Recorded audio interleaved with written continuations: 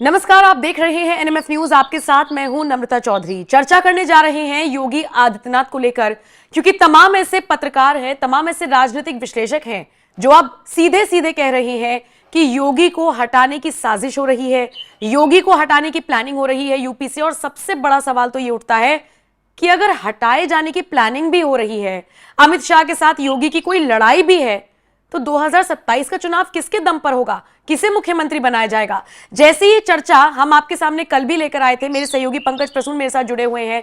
अब ये चर्चा हमने आपके सामने कल भी की, तो कुछ लोगों ने वहां पर लिखना शुरू कर दिया कि इस बार केशव प्रसाद मौर्य को सीएम बनाया जा सकता है, क्योंकि एक पर्टिकुलर वोट बैंक को साधने की बीजेपी की रणनीति हो सकती है। इस बार नो जाट, नो ठाकुर, नो ब्राह्मण, इस बार शायद ओबीसी को लेकर या फिर किसी और जाति को लेकर बीजेपी आगे आ सकती है।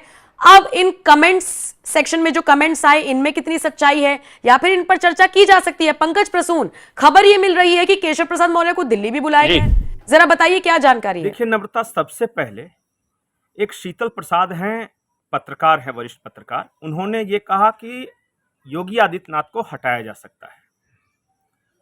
उसके बाद एक राजनीतिक विश्लेषक हैं अभय दुबे, उन्होंने इस चीज को और हवा दी कि भाजपा का केंद्रीय आलाकमान योगी को उत्तर प्रदेश के मुख्यमंत्री के पद पे नहीं रहने देना चाहता, हटाना चाहता है। लेकिन शीतल प्रसाद हों, अभय दुबे हों, ये सब घोर भाजपा विरोधी पत्रकार हैं, तो इन सब की बातों को ज्यादा महत्व नहीं दिया जा सकता। लेकिन फिर आता है प्रशांत किशोर का एक बयान।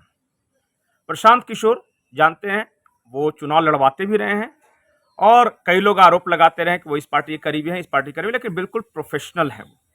उन्होंने एक बात कही थी एक चैनल के साथ, ये इंटरव्यू में उन्होंने कहा था कि लोकसभा 2024 के चुनाव के बाद भारतीय जनता पार्टी के लिए सबसे ज्यादा मुश्किल अगर किसी राज्य को हैंडल करना होगा तो वो होगा उत्तर प्रदेश।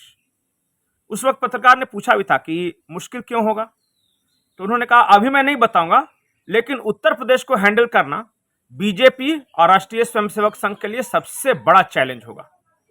मैंने जो समझा वो ये कि उत्तर प्रदेश में एक ऐसा लोकप्रिय मुख्यमंत्री है जिसकी अपील पैन इंडिया है, लेकिन वो मुख्यमंत्री आला कमान, यानी मैं डायरेक्ट नाम नहीं लूंगा कि मोदी जी को पसंद है या नहीं है, लेकिन भारतीय जनता पार्टी के शीर्ष स्तर पर कुछ नेता हैं जिन्हें पसंद नहीं है। और वो इसलिए पसंद नहीं है क्योंकि योगी जी हैंडल नहीं होते, मतलब कि चुपचाप जो ऊपर का इंस्ट्रक्शन है मानते नहीं, किंतु परंतु जरूर कहते हैं और तर्क जरूर रखते हैं। आजकल के बीजेपी के आलाकमान में कुछ नेताओं को तर्क रखने वाला, अपनी बात कहने वाला इंसान पसंद नहीं है और वो शुरू से टारगेट पर ले लेते हैं। और इसलिए इस तरह की खबरें उड़ती भी रही हैं और आज भी कही जा रही हैं कि योगी आदित्यनाथ को हटाने के लिए एक व्यूह रचना की जा रही है। इसे मैं फिलहाल व्यूह रचना कहूंगा। अभी देखिए, इन सब चर्चाओं के बीच केशव प्रसाद मौर्य का दिल्ली जाना, उनकी अमित शाह और नड्डा जी के साथ मुलाकात, ये सारा कुछ अकारण नहीं होता। भारतीय जनता पार्टी में अकारण तो कुछ होता नहीं है, और खासकर अगर मीडिया को यह पता हो कि केशव प्रसाद मौर्य दिल्ली जा रहे हैं और उनकी मुलाकात हुई है, तो कुछ तो चल रहा है। अगर धुआं है तो कहीं ना कहीं आग है।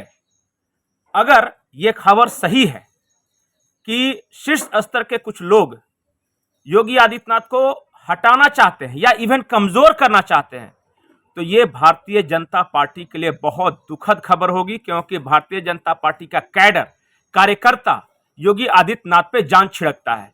ये कुछ उसी तरह का सिचुएशन है जैसे 2013 के दौरान था कि आडवाणी प्रधानमंत्री बनना चाहते थे, लेकिन कार्यकर्ताओं की पसंद नरेंद्र मोदी थे। और फिर गोवा अधिवेशन होता है, किस दबाव में राजनाथ सिंह नरेंद्र मोदी के नाम की घोषणा करते हैं, उसके बाद जो कुछ भी हुआ पूरे भारत को पता है। इस बार भी वही है।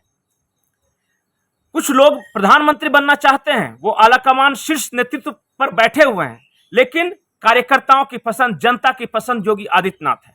और ये टकराव, क्या फिर कोई ऐसा राजनाथ सिंह आएगा, क्या फिर कोई ऐसा गोवा अधिवेशन आएगा जो कि जनता की आवाज सुने, कार्यकर्ताओं की आवाज सुने, और क्या फिर कुछ ऐसा होने वाला है? History repeats itself. बहरहाल योगी आदित्यनाथ को अगर साइडलाइन किया जाता है, जिस तरीके की खबरें आ रही हैं, पंकज प्रसून का पूरा विश्लेषण आपने सुना, अब आप इस खबर को किस तरह से देखते हैं? कमेंट सेक्शन में अपनी राय हमें जरूर दें।